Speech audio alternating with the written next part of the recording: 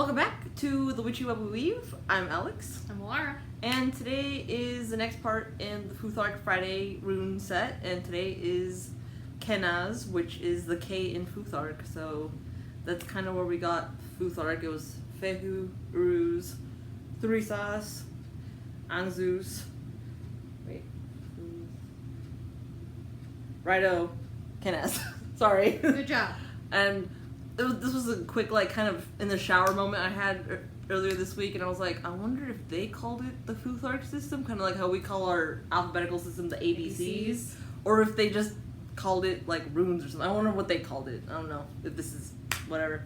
Okay, so Kenaz, it's going to be a little picture here, but it is the, it's this symbol. It's like a greater than sign or whatever that one is. Anyway. So how I like to look at it, because Kenaz is supposed to be the torch of knowledge. That's what it stands for.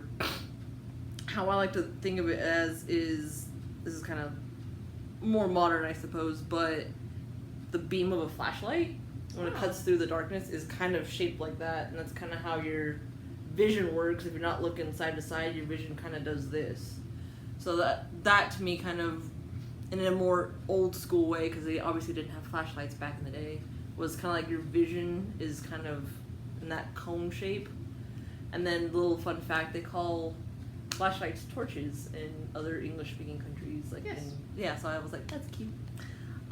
So what is Kenaz? What does all this kind of mean? So it stands for knowledge, the conscious, and intellect, and it kind of translates into to know. So that can mean anything from academical aspirations to crafts to sports to anything you know how to do. Even if it's not necessarily knowing how to do it well, but it is typically referred to as something you are proficient at. Accidentally kicked the dog. Oh, poor baby. You can't really see her, but we got a little pupper over there too. I woke her from her nap. I'm sorry. Bad nap. Poor dog.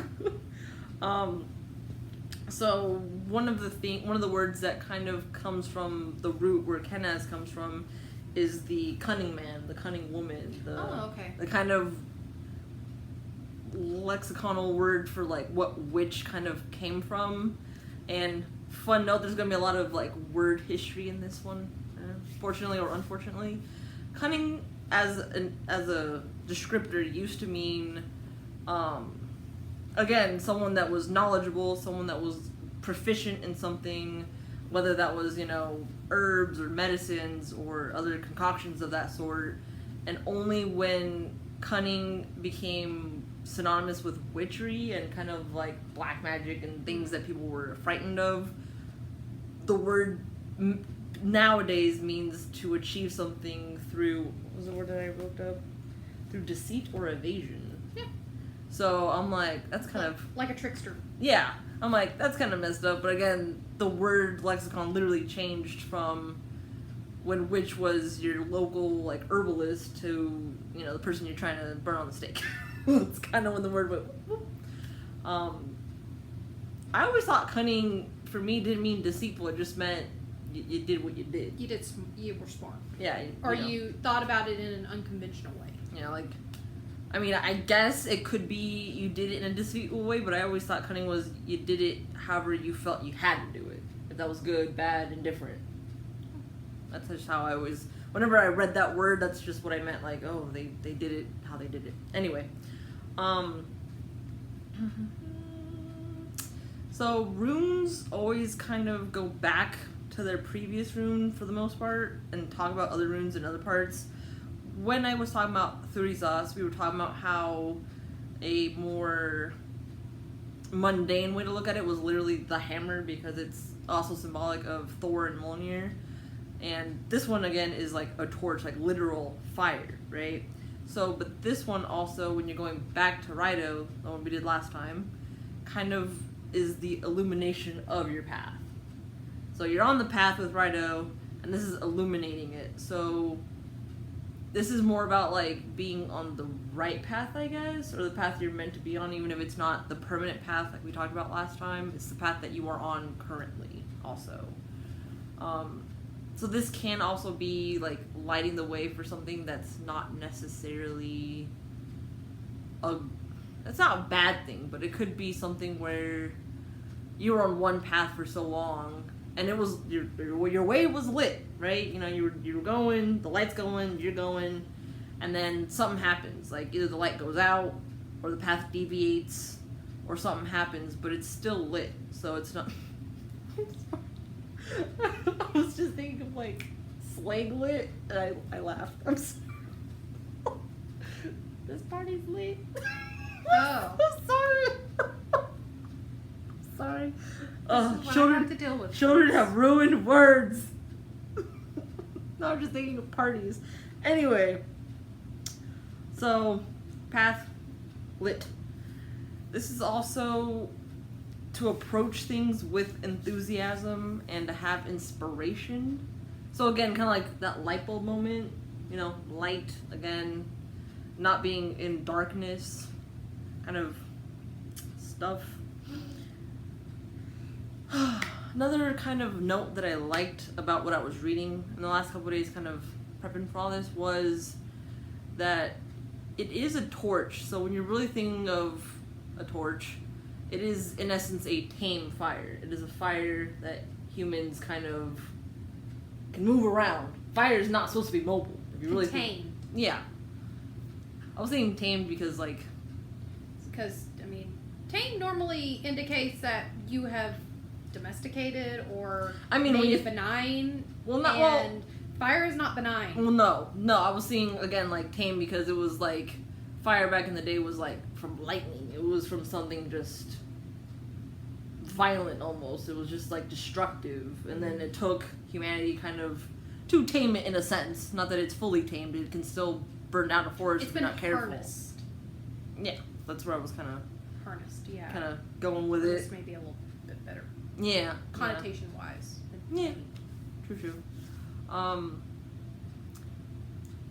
Where was it? Oh, but where I was gonna go with that was that if you think of fire as a way of also, it was a knowledge, and in a lot of mythical stuff, people were punished for giving fire to humanity, like Prometheus. Yeah. So if, you know, I'm sure there's other societies that had stories where something gifted fire to them. I want to say like Native American lore, like one of the trickster gods gave fire or gave the knowledge of fire, but it ultimately led to a terrible thing happening to like his son or something like that. So he wasn't necessarily like directly punished for it, but he was inadvertently punished for it. Mm-hmm. So, and I'm sure there are other cultural mythologies that have a similar. So whether someone was punished or not, it was still a knowledge thing, right? Because back in the day, you know, fire was a lot more important than it is now, for sure, right? Because that was your sort of source of heat, that was your source of food cooking, that was a source of, you know, a lot of different things that now, living in a house, typically, not that everyone lives in a house, but when you live in a house, you have running water, you have a heater, you have an oven, you have all these things that, you know, back in the day, you had a... We're still reliant on fire, but we're reliant on it in a different form. It's even more controlled than it used to be, if you really think about it. Yeah. You know, you just turn on your gas, click, click. Yeah. Because nowadays we're much more reliant on electricity, which is still a very close, like elementally, it's still very close to fire in a lot of ways. Going with that same kind of fire analogy type thing, one of the words that was used in a couple different sources was passing the knowledge from yourself onto others, from generations to generations, or onto your kinsmen. And what I liked about the word kinsman was I was like, kindle. So I was like, you're still kind of feeding the fire, right? Like, it's like in those cultures, like, which one is it?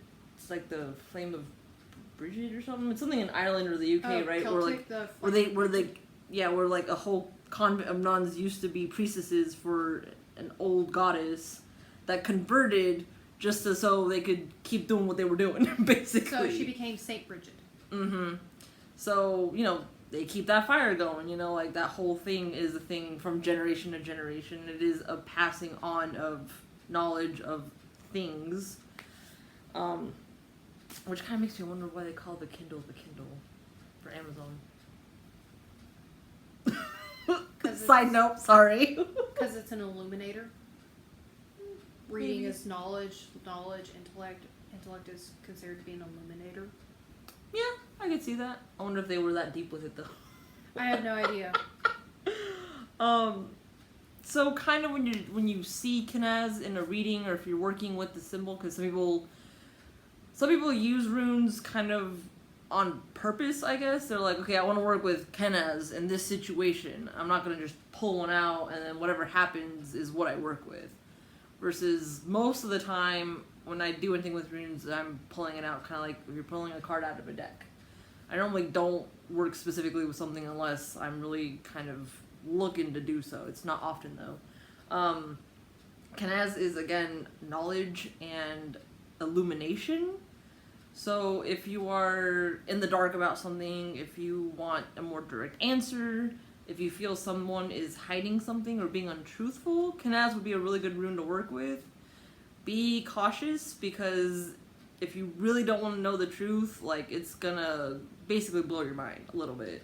Oh, it's one of those kind of be careful what you wish for. A little bit, yeah. So if you really have, like, make sure you want to know. Like, don't just be like, you know, because people say ignorance is bliss, and sometimes that's good enough for some people, right? Well, that, and so, a lot of times people want to know, like, they think they want to know the answer, but they aren't prepared to hear the worst possibility of what that answer could be. Mm-hmm. So, you know, if you're suspicious of anybody for anything, this would be, again, cautionary, because it can just obliterate, like, the falsehoodness, basically, into just putting it in, like, a brightly lit kind of hospital room situation where it's all white and there's nothing to hide anymore. So that could be a little glaring, that can be a little shocking, honestly. So just, like with any other rune, be careful, honestly, when you're trying to work with something. So, two things before I get into the more kind of negative aspects. I'm not going to say this word because it is not a word I like to say. It is the C word. I thought it was the other word. Yeah. C-U. Oh, no, I was thinking. Oh, no, I'm into that too. Ah! Okay. That one I will say, because I'm going to put it up here in the spelling. Ah! Gotcha. The other one is the C-U word, not the C-R word, if anyone thinks that one's bad, because my mom is adamant that they're both bad, so whatever. There are some theories that I've read in a couple books, but I can't really find definitive proof in any kind of dictionary etymology kind of way. A lot of this is kind of like when other cultures or other people take a word that was used to negatively connotate them and make it into a power word. Oh. You know? So this word is kind of in between, because some folk who have studied the word think it might have originated from cunning. Oh. And it was made negative because most witches were thought to be female at once upon a time, because a lot of them were scapegoated, right? So a lot of people think it was meant to be something more positive, Kinda like and that, Columbus. yeah, so they think that's kind of where all this etymology comes from. So a lot of people think that this word used to mean, you know, wise woman of powerful secrets and all this stuff, and was turned negative because of the patriarchy. Because it definitely doesn't mean that now. Yeah. I mean, some countries are like, you know, they say it in like a, haha, look at you, blink, you know. Especially Australia, I don't know why, and I do have proof. I've seen so many videos where they all admit this, so I know it's a thing. And I know the UK is a little less stringent on it than we are too. In America, it's a lot worse than in other places. Yeah, I hate the word. Yeah, and I don't even like how it sounds. I'm just like, ugh.